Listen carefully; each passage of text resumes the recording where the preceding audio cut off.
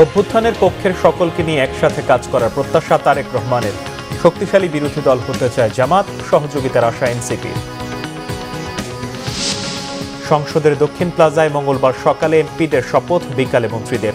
সার্কভুক্ত দেশগুলো আর কাতারের পররাষ্ট্রমন্ত্রীকে আমন্ত্রণ, আসছেন না মোদি। অভিজ্ঞ আর তরুণের মিশেলে হতে যাচ্ছে নতুন মন্ত্রিসভা, জানিয়েছেন মেজর হাফিজ। বললেন, নতুন সরকারের বড় চ্যালেঞ্জ আইন শৃঙ্খলা পরিস্থিতি স্বাভাবিক করা। এবার নির্বাচনকে ইতিহাসের সেরা নির্বাচন আর মহা সাফল্য বলছেন প্রধান উপদেষ্টা। উপদেষ্টা পরিষদের শেষ বৈঠকে ধন্যবাদ প্রস্তাব। দেখছিলেন ক্রাউন সিমেন্ট সংবাদ শিরোনাম। নির্বাচনে ভূমিধস বিজয়ের পর বিরোধী দলীয় নেতাদের সাথে সৌজন্য সাক্ষাতের মধ্য দিয়ে দেশের রাজনীতির ইতিহাসে নতুন দৃষ্টান্ত স্থাপন করলেন বিএনপি চেয়ারম্যান তারেক রহমান। জুলাই আন্দোলনের পক্ষের শক্তিগুলোকে একসাথে কাজ করার আহ্বান তার। আর এই উদ্যোগকে স্বাগত জানিয়ে শক্তিশালী বিরোধী দলের ভূমিকা নেয়ার কথা জানিয়েছেন জামাত নেতারা। এমন রাজনৈতিক সৌহার্দ্য ঐক্যের বাংলাদেশ প্রতিষ্ঠায় সহায়তা করবে বলে আশা এনসিপি নেতাদের। নাবিল জাহাঙ্গীরের রিপোর্ট। নির্বাচনের পর নতুন সরকার গঠনের আগেই বাংলাদেশের রাজনীতিতে নতুন মোড়। নজিরবিহীনভাবে রবিবার সন্ধ্যায় জামাতে ইসলামীর আমির ডাক্তার শফিকুর রহমানের বসুন্ধরার বাসায় যান বিএনপির চেয়ারম্যান তারেক রহমান। আহ্বান জানান বৈরিতা ভুলে একসাথে নতুন বাংলাদেশ বিনির্মাণে কাজ করার। এমন সৌজন্যতায় মুগ্ধ রাজনীতির মাঠে বিএনপির অন্যতম বিরোধী শক্তি জামাত। দলটি সরকারের অংশ হবে না জানিয়ে শক্তিশালী বিরোধী দলের ভূমিকা পালনের প্রত্যাশা জামাতের নায়েবে আমিরের। অত্যন্ত সাহায্যপূর্ণ পরিবেশে আলোচনা হয়েছে। আমরা দীর্ঘদিন বিএনপি এবং জামাত ইসলামী একসাথে স্বৈরাচার বিরুদ্ধে আন্দোলন করেছি, সংগ্রাম করেছি। গঠনে আমরা সরকারের অংশগ্রহণ ছিলাম।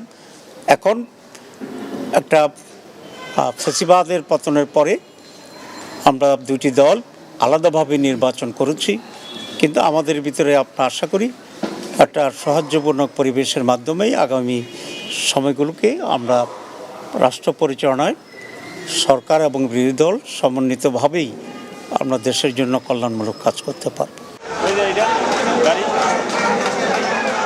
পরে সেখান থেকে তারেক রহমান যান এনসিপির আহ্বায়ক ও জুলাই আন্দোলনের অন্যতম নেতা নাহিদ ইসলামের বাসায়। তরুণদের নতুন দলটিকে একসাথে কাজ করার আহ্বান জানান বিএনপি চেয়ারম্যান। তারেক রহমানের এই উদ্যোগকে স্বাগত জানিয়েছে এনসিপিও। দলটি বলছে, এর মধ্য দিয়ে বাংলাদেশের রাজনীতিতে নতুন অধ্যায় যুক্ত হলো। বাংলাদেশ জাতীয়তাবাদী দল বিএনপি এবং জাতীয় নাগরিক পার্টি এনসিপির মধ্যকার আজকের এই নির্বাচন পরবর্তী সৌজন্যমূলক সাক্ষাৎ বাংলাদেশের রাজনৈতিক সংস্কৃতিতে একটা পরিবর্তনের আভাস আমাদেরকে দেয়। আমরা মনে প্রাণে চাই এই বাংলাদেশ রাষ্ট্রে আমাদের রাজনৈতিক মতভিন্নতা থাকবে, রাজনৈতিক কর্মসূচি আলাদা হবে, রাজনৈতিক বক্তব্য আলাদা হবে, কিন্তু দেশের প্রশ্নে বাংলাদেশের সকল রাজনৈতিক দল আমরা একত্রিত থেকে একসাথে আমরা বাংলাদেশের প্রশ্নে আমরা সিদ্ধান্তগুলো গ্রহণ করতে পারবো। সে ধরনের একটা পরিবেশ বাংলাদেশে অটুট থাকবে, সেটাই আমাদের প্রত্যাশার জায়গা। বিরোধীদের প্রতি তারেক রহমানের এই সৌজন্যতা বাংলাদেশের রাজনৈতিক সংস্কৃতিতে সৌহার্দ্যপূর্ণ পরিবেশ তৈরি করবে, এমনটাই প্রত্যাশা সচেতন মহলের। নাবিল জাহাঙ্গীর, বাংলা ভিশন, ঢাকা। এদিকে রবিবার সকালে বিএনপি চেয়ারম্যান তারেক রহমানের সাথে সাক্ষাৎ করেছেন নির্বাচনে বিজয়ী দলীয় ও জোটের প্রার্থীরা। রাজধানীর গুলশানে বিএনপি চেয়ারম্যানের কার্যালয়ে এই সাক্ষাৎ করেন তারা। বিএনপি চেয়ারম্যান তারেক রহমানকে শুভেচ্ছা জানাতে সারা দেশ থেকে নেতাকর্মীরা ফুল হাতে কার্যালয়ের সামনে জড়ো হন। তবে নিরাপত্তার কারণে কার্যালয়ের ভেতরে সবাইকে ঢুকতে দিচ্ছেন না চেয়ারম্যানের ব্যক্তিগত নিরাপত্তা দলের সদস্যরা। ফুল নিয়ে শুভেচ্ছা জানাতে আসা জ্যেষ্ঠ গুরুত্বপূর্ণ নেতা, নির্বাচিত সংসদ সদস্য এবং তাদের সীমিত সংখ্যক প্রতিনিধিরাই শুধু ভেতরে ঢোকার সুযোগ পাচ্ছেন। অন্য নেতাকর্মীরা বাইরে অপেক্ষা করছেন। আইন উপদেষ্টা আসিফ নজরুল জানিয়েছেন, বিজয়ী সংসদ সদস্যদের জাতীয় সংসদের দক্ষিণ প্লাজায় শপথ অনুষ্ঠানে সার্ক দেশগুলোর পররাষ্ট্রমন্ত্রী সভার সদস্যদের আমন্ত্রণ জানানো হয়েছে কাতারের পররাষ্ট্রমন্ত্রীকেও। উপদেষ্টা জানান, মঙ্গলবার নতুন এমপি ও মন্ত্রীদের শপথ হতে পারে। অন্যদিকে তথ্য সম্প্রচার উপদেষ্টা জানিয়েছেন, 18 মাসে সফলতা বা ব্যর্থতা হিসাবের সুযোগ নেই। তবে অন্তর্বর্তী সরকারের সবাই দেশের প্রয়োজনে সর্বোচ্চ চেষ্টা করেছে। রিপোর্ট রিশান নাসরুল্লাহ। জাতীয় সংসদ নির্বাচন পরবর্তীতে রবিবার উপদেষ্টাদের বৈঠক শেষে সচিবালয়ে আসেন আইন উপদেষ্টা আসিফ নজরুল এবং তথ্য উপদেষ্টা রিজওয়ানা হাসান। এ সময় সাংবাদিকদের আসিফ নজরুল বলেন, প্রথা অনুযায়ী শপথ অনুষ্ঠানে আমন্ত্রণ জানানো হয়েছে। দক্ষিণ প্লাজায় শপথের বিষয়টি বিএনপির পক্ষ থেকে ইচ্ছা প্রকাশ করা হয়েছে বলেও জানান তিনি। মঙ্গলবার দিন সকাল 10টার সময় সংসদ সদস্যদের শপথ হচ্ছে। খুব সম্ভবত যেরকম পরিস্থিতি আমি ধারণা করছি যেটা প্রধান নির্বাচন কমিশনার করাবেন।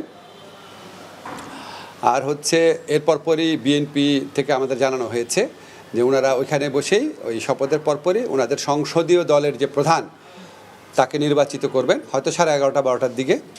আর বিকাল 4টায় সাউথ প্লাজাতে শপথ অনুষ্ঠান হবে মন্ত্রিসভার।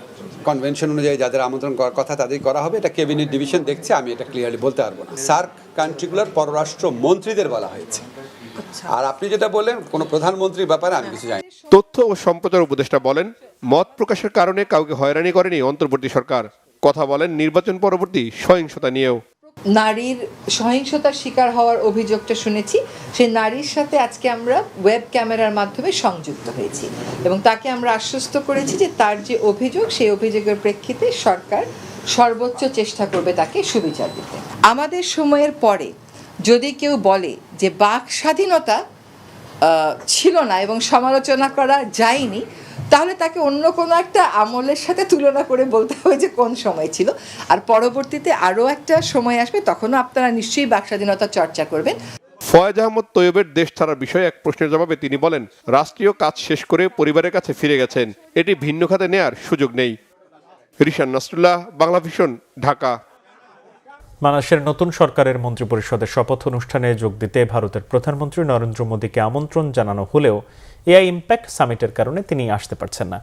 ভারতীয় একাধিক গণমাধ্যম তথ্য মতে ওই দিন মুম্বাইয়ে ফ্রান্সের প্রেসিডেন্ট ইমানুয়েল ম্যাক্রোর সঙ্গে দ্বিপক্ষীয় বৈঠকে অংশ নেবেন ভারতের প্রধানমন্ত্রী। এছাড়া ভারতের ওই সামিটে ব্রাজিলের প্রেসিডেন্ট লুলা ডি সিলভারও থাকার কথা রয়েছে। সে কারণে আগামী মঙ্গলবার ঢাকায় আয়োজন হতে যাওয়া মন্ত্রিপরিষদের শপথ অনুষ্ঠানে ভারতের প্রতিনিধিত্ব করবেন লোকসভার স্পিকার ওম বিড়লা ও পররাষ্ট্র সচিব বিক্রম মিশ্রি। শপথ অনুষ্ঠানে ভারত ছাড়াও পাকিস্তান, চীন সহ 13টি দেশের শীর্ষ নেতাদের আমন্ত্রণ জানানো হয়েছে। অভিজ্ঞ আর তরুণের মিশেলে এবার হতে যাচ্ছে নতুন মন্ত্রিসভা, এমন তথ্য জানিয়েছেন বিএনপির স্থায়ী কমিটির সদস্য অবসরপ্রাপ্ত মেজর হাফিজউদ্দিন আহমেদ। তিনি বলেন, নতুন সরকারের সবচেয়ে বড় চ্যালেঞ্জ হবে আইন শৃঙ্খলা পরিস্থিতি স্বাভাবিক করা। বর্তমানে যে পুলিশ রয়েছে তাদের মনোবল ভেঙে গেছে দাবি করে হাফিজউদ্দিন বলেন, তারা ভালো কাজও করলেও এখন আর সাহস করে করতে পারছে না। কে হচ্ছেন নতুন রাষ্ট্রপতি, এমন প্রশ্নের জবাবে তিনি বলেন, অরাজনৈতিক ব্যক্তি নয়, পোড় খাওয়া সৎ একজন মানুষকে রাষ্ট্রপতি বানাতে হবে। মহিবুল্লাহ মহিবের রিপোর্টে বিস্তারিত। মঙ্গলবার জাতীয় সংসদের দক্ষিণ প্লাজায় অনুষ্ঠিত হতে যাচ্ছে নবনির্বাচিত সংসদ সদস্য ও নতুন মন্ত্রিসভার শপথ গ্রহণ অনুষ্ঠান। শুরু হয়েছে প্রস্তুতিও। এরই মধ্যে অনুষ্ঠানে আমন্ত্রণ জানানো হয়েছে দেশি বিদেশি অতিথিদের। ত্রয়োদশ জাতীয় সংসদ নির্বাচনে নিরঙ্কুশ জয়ের পর নতুন সরকারের মন্ত্রিসভায় কারা থাকছেন জানতে চাইলে দলটির স্থায়ী কমিটির সদস্য অবসরপ্রাপ্ত মেজর হাফিজউদ্দিন আহমেদ বলেন, দেশের সবচেয়ে বড় সমস্যা দুর্নীতি। এই সমস্যা সমাধান করতে চাইলে সৎ ও যোগ্যদের মন্ত্রণালয়ে অন্তর্ভুক্ত করা জরুরি। নির্বাচন হবে কি হবে না, কারা মেজরিটি পাবে, কারা কোথায় পাবে, কে ষড়যন্ত্র করে, কোথায় অভ্যুত্থান হচ্ছে, কোথায় কি হচ্ছে, নানা ধরনের গুজবের মশগুল ছিল বাংলাদেশের জনতা। কিন্তু এই যে সাইলেন্ট মেজরিটি চুপচাপ থেকে দেশের ইতিহাসের সবচেয়ে সুষ্ঠু একটি নির্বাচন উপহার দিল, এটা তো একটা বিরাট শুভ লক্ষণ বলে আমি মনে করি। সুতরাং ভালো হয় যদি মন্ত্রিসভায় তারুণ্য এবং অভিজ্ঞতার একটা মিশেল হয়। তবে আমার প্রধান হলো যে বাংলাদেশের জনগণ খুব বেশি আশা করে না মন্ত্রীদের কাছ থেকে, খালি দুর্নীতি না করলেই জনগণ বেঁচে যায়, বর্তে যায়। হাফিজউদ্দিন আহমেদ আরো বলেন, দেশের সর্বোচ্চ পদ রাষ্ট্রপতি নির্বাচনেও সতর্ক থাকা জরুরি। কোনো অরাজনৈতিক ব্যক্তিকে এই পদে বসানো উচিত হবে না বলেও মত দেন তিনি। বলেন, আইন শৃঙ্খলা পরিস্থিতি ফিরিয়ে আনতে, পুলিশের মনোবল ফেরাতে কাজ করতে হবে নতুন সরকারকে। বিএনপি 2/3-এরও বেশি সংখ্যাগরিষ্ঠতা লাভ করেছে, জনগণ তাদেরকে দায়িত্ব দিয়েছে। রাষ্ট্রপতি অত্যন্ত গুরুত্বপূর্ণ একটি পদ এবং রাষ্ট্রের প্রথম ব্যক্তি, senior most person in the country. সেই হিসাবে আমি মনে করি যাকে রাষ্ট্রপতি দায়িত্ব দেওয়া উচিত তিনি যেন একদম ডাইহার্ড একজন বিএনপির অনুসারী হতে হবে, পোড় খাওয়ার রাজনীতিবিদ হতে হবে এবং জনগণ থেকে উঠে আসা একজন ব্যক্তি, উপর থেকে চাপিয়ে দেওয়া নয় এবং বেশি ইন্টেলেকচুয়াল হওয়ারও কোনো দরকার নেই। সহজ সরল ব্যক্তি যিনি জনগণের কথা বোঝেন। অর্থনৈতিক ভারসাম্য, রাজনৈতিক চ্যালেঞ্জ উত্তরণে দেশের স্থিতিশীলতা ফিরিয়ে আনার উপর গুরুত্ব আরোপ করেন অবসরপ্রাপ্ত মেজর হাফিজউদ্দিন আহমেদ। মুহিবুল্লাহ মুহিব, বাংলা ভিশন, ঢাকা। ত্রয়োদশ জাতীয় সংসদ নির্বাচন দেশের ইতিহাসের সেরা নির্বাচন। এ অর্জনকে মহা সাফল্য বলেছেন প্রধান উপদেষ্টা ডক্টর মোহাম্মদ ইউনূস। জাতির প্রয়োজনে দায়িত্ব পালনের সুযোগকে ভাগ্যবান হিসেবেও দেখছেন তিনি। অন্তর্বর্তী সরকারের শেষ উপদেষ্টা পরিষদের বৈঠক শেষে ব্রিফিংয়ে প্রেস সচিব জানান, অন্তর্বর্তী সরকার দায়িত্ব পালনে 90% সফল হয়েছে। তাদের সময় করা সংস্কার কাজ নতুন সরকার এগিয়ে নেবে এমন প্রত্যাশাও জানান তিনি। রিপোর্ট সৈয়দ আব্দুল মুহিতের।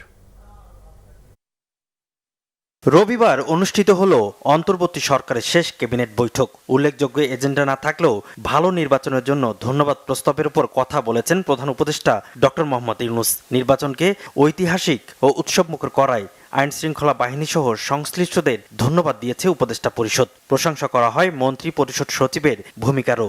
ক্যাবিনেট শেখ আব্দুর রশিদের প্রশংসা করা হয় এবং ক্যাবিনেট তার একটা ধন্যবাদ প্রস্তাব অ্যাপ্রুভ করে।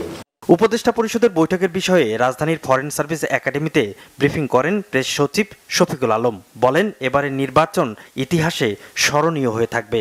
শক্তিশালী বিরোধী দলের গঠনমূলক সমালোচনা ভূমিকা রাখবে আশা করে উপদেষ্টা পরিষদ। চিফ অ্যাডভাইজার যে শব্দটা বলেছেন যে এটা একটা মহা সাফল্য, এটা বাংলাদেশের এর চেয়ে সুন্দর ইলেকশন এর চেয়ে ভালো ইলেকশন বাংলাদেশে হয়েছে কিনা এটা সন্দেহ। চিফ অ্যাডভাইজার আবার সবাই তার কলিগদেরকে ধন্যবাদ দেন এবং উনি বলেন যে ওনার লাস্ট রিমার্কটা ছিল যে we are lucky people who got the opportunity to serve the nation.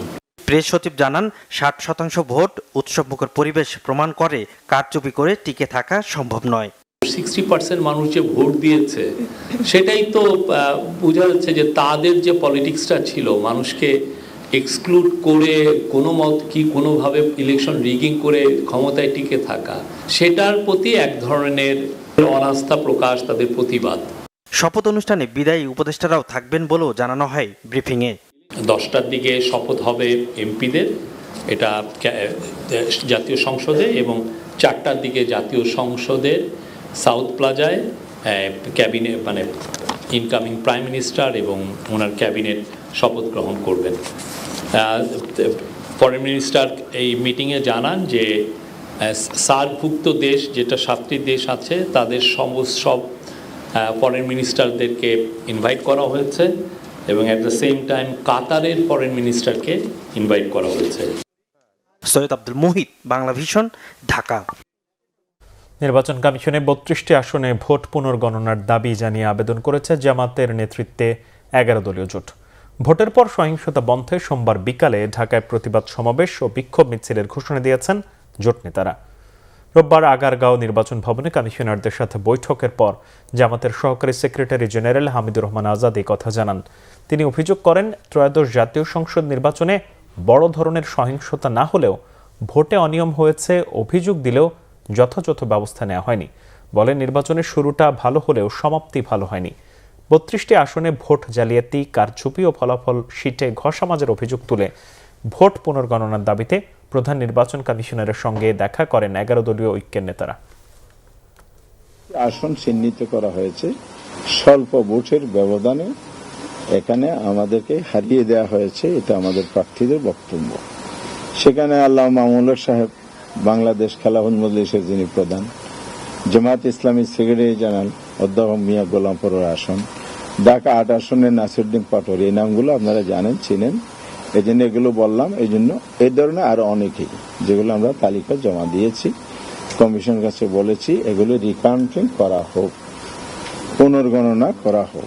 কমিশনকে আমরা বলেছি এই অভিযোগগুলো আপনারা খতিয়ে দেখেন, আর আমরা আইনি প্রক্রিয়া যেটা আগাবো, স্বচ্ছতার সাথে যদি আইন প্রয়োগ হয় বিচারিক প্রক্রিয়া অনুসরণ করা হয়, কোনো হস্তক্ষেপ ছাড়া যদি ন্যায় বিচার প্রতিষ্ঠিত হয়, এটাই হবে আগামীর বাংলাদেশের জন্য একটা নতুন মাইলফলক।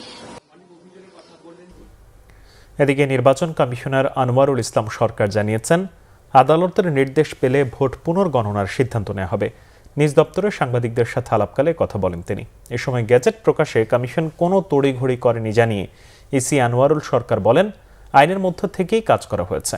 জানান, 11 দলীয় জোটের ফলাফল পুনর্বিবেচনার বিষয়টি অপ্রাসঙ্গিক, তবে আইনের দ্বারস্থ হতে বাধা নেই কোনো অভিযোগকারীর। চেষ্টা করেছি এই প্রযুক্তির যুগে আরো স্মার্টলি কিভাবে জনগণের কাছে বিশ্বাসযোগ্যতা অর্জন করা যায়, সেই ব্যবস্থাগুলো আমরা নিয়ে রেখেছিলাম। সেই ক্ষেত্রে গেজেট প্রকাশের যে সময়টা, এটি তো আমরা আরো আশাবাদী ছিলাম যে আরো আগে যদি দেয়া যেত ভালো হতো। আমাদের টিম, আমাদের নির্বাচন সংশ্লিষ্ট যারা মাঠ পর্যায়ে কাজ করছে, তারা অত্যন্ত দক্ষতার সাথে এই ফলাফল তৈরির কাজটি করেছেন।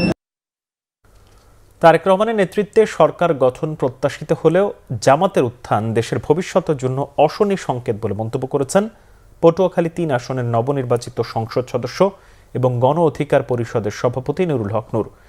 বিএনপি সরকার গঠন করলে কি পরিবর্তন আনবে এবং তার মন্ত্রিসভায় জানিয়েও একান্ত আলাপচারিত করেন বাংলাভিশনের সাথে। বিস্তারিত মামুন আবদুল্লাহ রিপোর্টে। বিএনপি সহ আমরা আলাপ আলোচনা করেছি যে ত্রয়োদশ জাতীয় সংসদ নির্বাচনে পটুয়াখালী 3 আসন থেকে নির্বাচিত হন ডাকসুর সাবেক ভিপি, গণ অধিকার পরিষদের সভাপতি, জুলাই আন্দোলনে নির্যাতনের শিকার নুরুল হক নূর। সংসদ সদস্য নির্বাচিত হওয়ার পর কথা বলেন বাংলাভিশনের সাথে। আশঙ্কা প্রকাশ করেন নির্বাচনে জামাতের উত্থান নিয়ে। 5ই আগস্টের পরে সামগ্রিক পরিস্থিতি বিবেচনা এটা সকলের কাছে পরিষ্কার ছিল, নির্বাচন 6 মাস আগে হোক আর 6 মাস পরে হোক বিএনপি ক্ষমতায় আসবে, এটা স্বাভাবিক। তবে হ্যাঁ, অস্বাভাবিক হচ্ছে জামাতের উত্থানটা, কারণ গত 15-16 বছর তো জামাত প্রকাশ্যে কাজ করতে পারে নাই। তারপরে এই অল্প সময়ের মধ্যে জামাতের এই উত্থানটা, এটা নিয়ে আমার মনে হয় যে গবেষণা করা প্রয়োজন। এবং জামাতের এই উত্থানটা অবশ্যই দেশের ভবিষ্যতের জন্য একটি অশনি সংকেত, কারণ বাংলাদেশের মতো একটি জিও পলিটিক্সের জায়গা থেকে, স্ট্র্যাটেজিক জায়গা থেকে যদি এখানে কোনো আপনার ধর্মীয় গোষ্ঠীর উত্থান হয়, সেটা কিন্তু বাংলাদেশের ভবিষ্যৎ স্থিতিশীলতা, নিরাপত্তাকে হুমকির মুখে ফেলবে। নতুন মন্ত্রিসভায় তার কি অভিষেক হতে যাচ্ছে, এমন প্রশ্নেরও খোলামেলা উত্তর দেন এই তরুণ নেতা। আমরা দীর্ঘদিন ধরেই বিএনপি সহ ফ্যাসিবাদ বিরোধী যুগপৎ আন্দোলন করে আসছি। সেই সময় থেকেই বিএনপির একটি ঘোষণা ছিল যে বিশেষ করে ফ্যাসিবাদ পতনের পূর্বেই, যে ফ্যাসিবাদ পতন পরবর্তী সময়ে যুগপৎ আন্দোলনের সঙ্গীদেরকে নিয়ে বিএনপি জাতীয় সরকার করবে। এই জাতীয় সরকার হলে সে এখন বিএনপির সাথে নির্বাচনে অংশগ্রহণ করেছে 4টি দল বোধহয়, সেই 4টি দল থেকে ক্যাবিনেটে যাওয়ার সম্ভাবনা আছে। সেক্ষেত্রে যদি আমাদেরকে জনাব তারেক রহমান বিবেচনা করে, আমরা অবশ্যই তার ডাকে সাড়া দেব। কথা বলেন তারেক রহমানের নেতৃত্বে গঠিত সরকারের ভবিষ্যৎ নিয়েও। রাজনৈতিক স্থিতিশীলতা এবং অর্থনৈতিক গতিশীলতার উপরে এই সরকারের গুরুত্ব দিতে হবে। আগামীর সরকার বিগত সরকারগুলোর থেকে দুর্নীতি, স্বচ্ছতা, জবাবদিহিতা, উন্নয়নের ক্ষেত্রে মানে ব্যতিক্রম ভূমিকা রাখবে। কাঙ্ক্ষিত দেশ গঠনে দলমত নির্বিশেষে সবাইকে একসাথে কাজ করারও আহ্বান জানান নুরুল হক নূর। তারেক রহমানের সাথে মামুন আবদুল্লাহ, বাংলাভিশন, ঢাকা। আলোচনা করেছি যে বাংলাদেশের এবারের নির্বাচনকে বিশ্বাসযোগ্যতার মাইলফলক বলেছে Asian network for free election and frail. সংস্থাটির চেয়ারম্যান বলেন, ন্যায় বিচারের মধ্য দিয়ে দল হিসেবে আওয়ামী লীগকে নির্বাচনী প্রক্রিয়া ও বাংলাদেশের রাজনীতিতে ফিরতে হবে। এদিকে নির্বাচন শান্তিপূর্ণ হলেও ভোট পরবর্তী সহিংসতায় 3 জন নিহত ও শতাধিক মানুষের আহত হওয়ার ঘটনায় উদ্বেগ জানিয়েছে জয়েন্ট সিভিল সোসাইটি। ইমরুল কায়েসের রিপোর্ট। ত্রয়োদশ জাতীয় সংসদ নির্বাচন ও গণভোট পর্যবেক্ষণ করে নিজেদের রিপোর্ট দিচ্ছে দেশি বিদেশি নির্বাচন পর্যবেক্ষণ সংস্থাগুলো। এ ধারাবাহিকতায় রবিবার রাজধানীর একটি হোটেলে সংবাদ সম্মেলনে নির্বাচন পর্যবেক্ষণ রিপোর্ট তুলে ধরেছে Asian network for free election. সংস্থাটির চেয়ারম্যান রোহানা হেতিয়ারাফসি বলেন, গত 15 বছর পর নির্বাচন নিয়ে সাধারণ মানুষের বিপুল আগ্রহের প্রতিফলন ঘটেছে। তবে মাত্র 4% নারী প্রার্থিতায় অসন্তোষ জানান তিনি। কথা বলেন কার্যক্রম নিষিদ্ধ আওয়ামী লীগের বিষয়েও। Inclusiveness, of course, it will be much better এবারের নির্বাচন বাংলাদেশের জন্য একটি মাইলফলক অর্জন। নির্বাচন শান্তিপূর্ণ, বিশ্বাসযোগ্য ও গ্রহণযোগ্য হয়েছে। নির্বাচন নিয়ে মানুষের যে ব্যাপক আগ্রহ ছিল তা ভোটার উপস্থিতি দেখেই বোঝা যায়। নতুন সরকারের দায়িত্ব জুলাই সনদ বাস্তবায়ন করা। দল হিসেবে আওয়ামী লীগকে ন্যায় বিচারের মধ্য দিয়ে নির্বাচন ও রাজনীতিতে ফিরতে হবে। And reconciliation process, of course, the government has to seriously consider that part.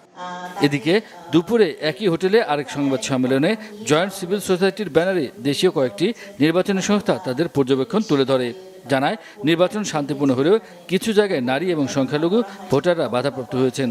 নির্বাচন প্রক্রিয়া স্বচ্ছ এবং অংশগ্রহণের সুযোগ ছিল, কিন্তু এই যে বাধা দেওয়ার ঘটনা, পর্যবেক্ষকদের দায়িত্ব পালনের সুযোগ সীমিত করা, নির্বাচনী সার্বিকভাবে গ্রহণযোগ্যতাকে প্রশ্নবিদ্ধ করে না, কিন্তু গণতান্ত্রিক প্রতিষ্ঠান হিসেবে তাদের দায়িত্ব পালনের ক্ষেত্রে তাদের যে গ্যাপ আছে সেই জায়গাটার প্রতি আসলে ইঙ্গিত করে। সংখ্যালঘু সম্প্রদায় যে অসহযোগিতা পেয়েছে সেটা হচ্ছে রাজশাহী যারা মাইনরিটি যে কনসেন্ট্রেট যে ভোট কেন্দ্রগুলো আছে, আর একটা চিত্র আছে আমাদের খুলনা 4-এর চিত্র আছে।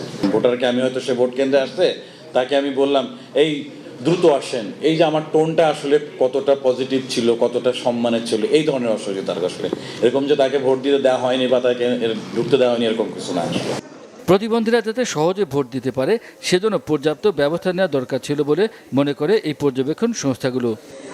ইমরুল কায়েস, বাংলা ভিশন, ঢাকা। জুলাই গণঅভ্যুত্থানের রাজধানীর রামপুরায় ভবনের কার্নিশে ঝুলে থাকা তরুণ আমির হোসেনকে গুলি এবং দুজনকে হত্যা মামলার রায় আগামী 4 মার্চ নির্ধারণ করেছে ট্রাইব্যুনাল। মানবতাবিরোধী অপরাধের এই মামলায় ডিএমপির সাবেক কমিশনার হাবিবুর রহমান সহ মোট আসামি 5 জন। আন্তর্জাতিক অপরাধ ট্রাইব্যুনাল 1-এর চেয়ারম্যান বিচারপতি মোহাম্মদ গোলাম মর্তুজা মজুমদারের নেতৃত্বাধীন 3 সদস্যের বিচারক প্যানেল এই তারিখ নির্ধারণ করেন। এই মামলায় গ্রেপ্তার রয়েছেন রামপুরা পুলিশ ফাঁড়ির তৎকালীন এএসআই চঞ্চল চন্দ্র সরকার। ডিএমপির সাবেক কমিশনার হাবিব সহ বাকিরা পলাতক আছেন। এর আগে এই মামলায় ডিএমপির সাবেক কমিশনার সহ রাষ্ট্র আসামি পক্ষের যুক্তিতর্ক উপস্থাপন শেষ হয়েছে। ট্রাইব্যুনালে আজ আসামি পক্ষের আইনজীবী যুক্তি উপস্থাপন করেন। সংবাদ শেষ করব ক্রাউন সিমেন্ট শিরোনামগুলো আরও একবার জানিয়ে। অভ্যুত্থানের পক্ষে সকলকে নিয়ে একসাথে কাজ করার প্রত্যাশা তারেক রহমানের। শক্তিশালী বিরোধী দল হতে চায় জামাত, সহযোগিতার আশা এনসিপি। সংসদের দক্ষিণ প্লাজায় মঙ্গলবার সকালে এমপিদের শপথ, বিকালে মন্ত্রীদের। সার্কভুক্ত দেশগুলো আর কাতারের পররাষ্ট্রমন্ত্রীকে আমন্ত্রণ, আসছেন না মোদি।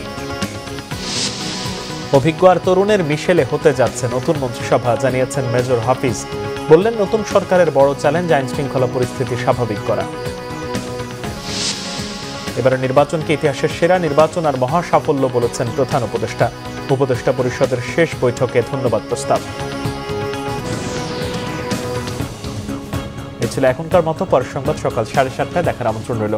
এছাড়া বাংলাদেশের সংবাদ ও সংবাদ সংশ্লিষ্ট অনুষ্ঠান দেখতে ভিজিট করুন www.bbnews24.com ও facebook.com/bangladeshinews এবং সাবস্ক্রাইব করুন youtube.com/bangladeshinews। ধন্যবাদ।